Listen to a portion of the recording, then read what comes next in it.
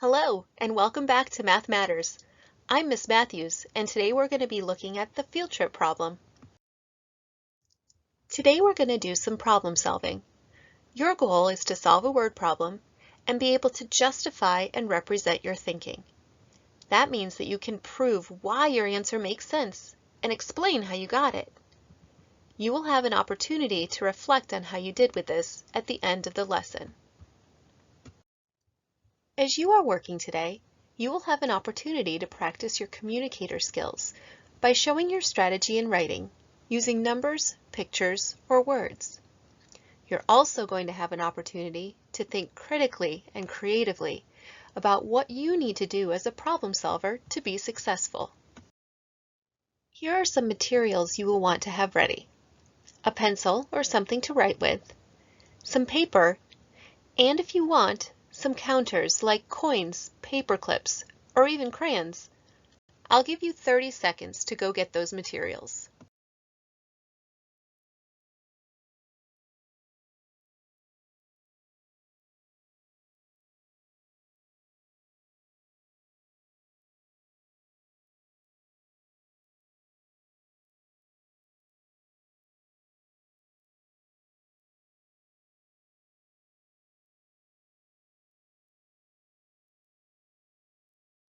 Here is today's problem. Follow along as I read it aloud.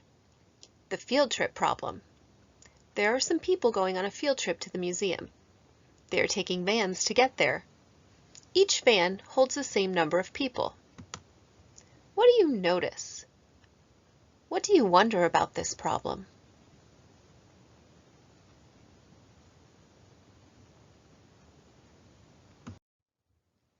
You may have noticed that people are going in vans to the museum, and that there are the same amount of people in each van. Maybe you're wondering, why are they going to the museum?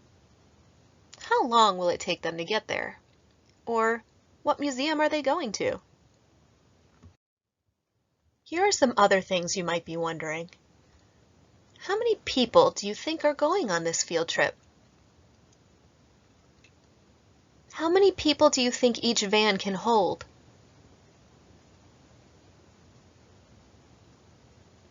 And how is a van different from a car or a bus? Let's read this problem again. There are 32 people going on a field trip to the museum. They are taking vans to get there. Each van holds the same number of people. What changed? What did we learn from this new information?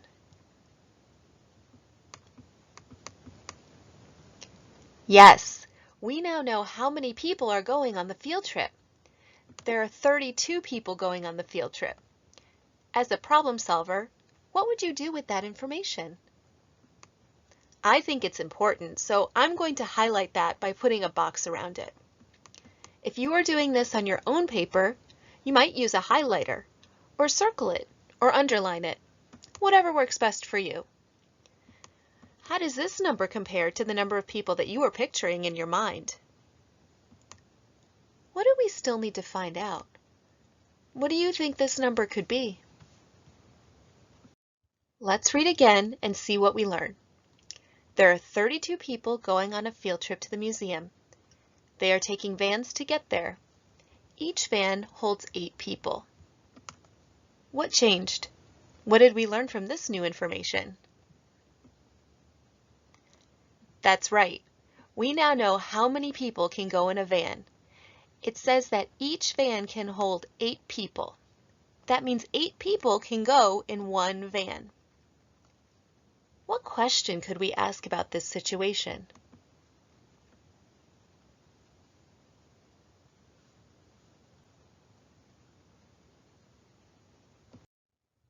Let's read this problem one last time to see what it is that we need to figure out.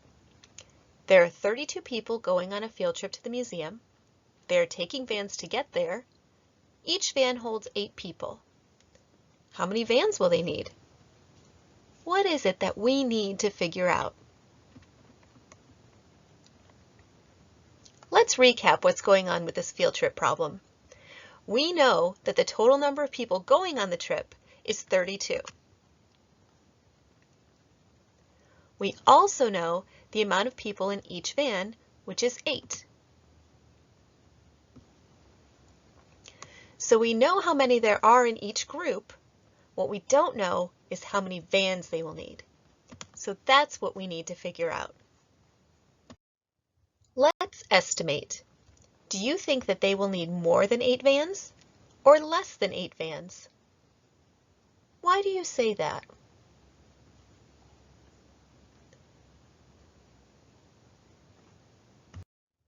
Now I will give you some time to solve the problem. This is where you can practice being a creative and critical thinker as a mathematician, as you consider how to solve this problem. You can also practice communicating as a mathematician as you think about how you can use objects, pictures, or numbers to answer this question.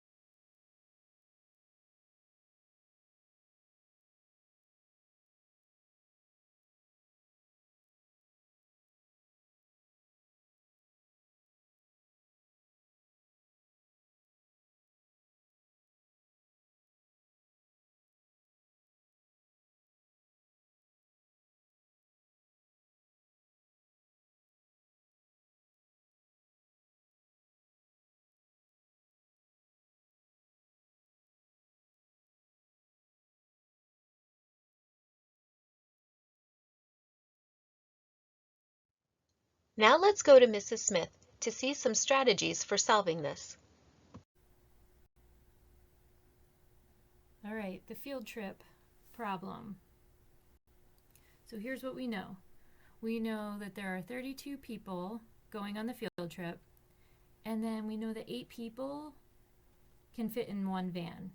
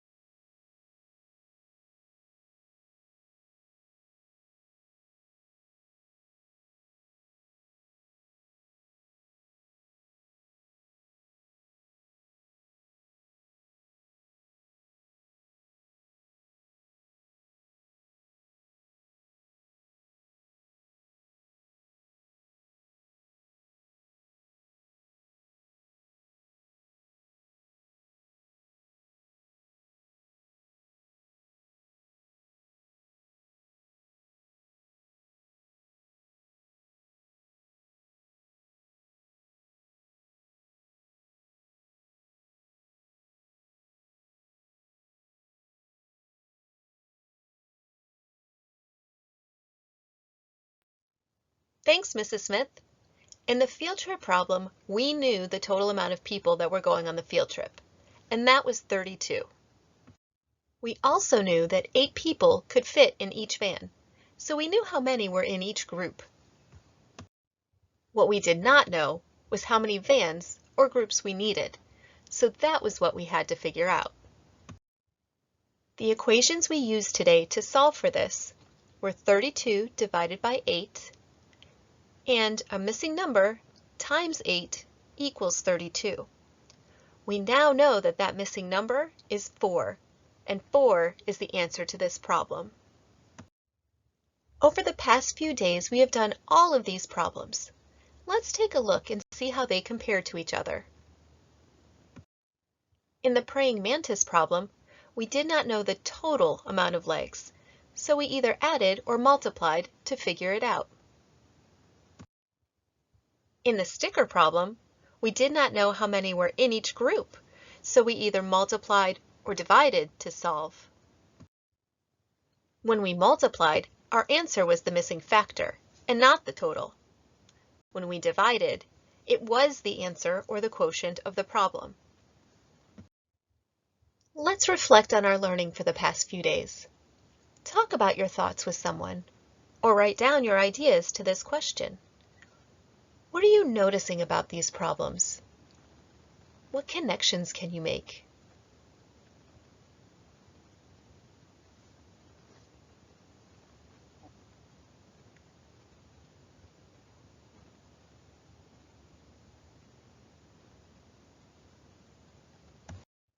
You may have noticed that when we are looking at equal groups problems, if the total is what we need to find, like it was in the praying mantis problem, we can add or multiply to solve it.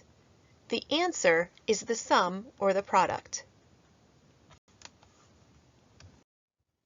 And when the number of groups or the amount in each group is missing, like in the field trip and the sticker problems, we can use multiplication or division to solve. We talked about this during the strategy share. Can you explain why you can use multiplication or division to solve these problems? Share your ideas with someone or write down your thoughts about that.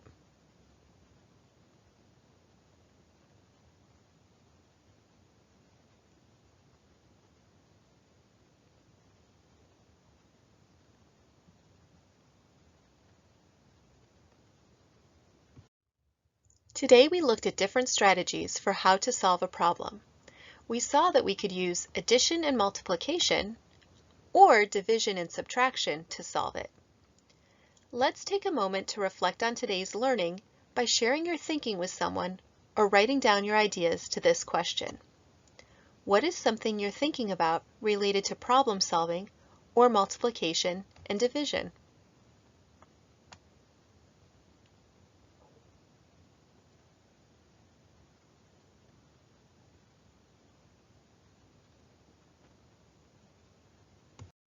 In today's episode, you had an opportunity to think creatively and critically about how to solve a word problem and how to communicate your thinking on paper. How did you do with this? Which emoji represents how you're feeling about today's learning?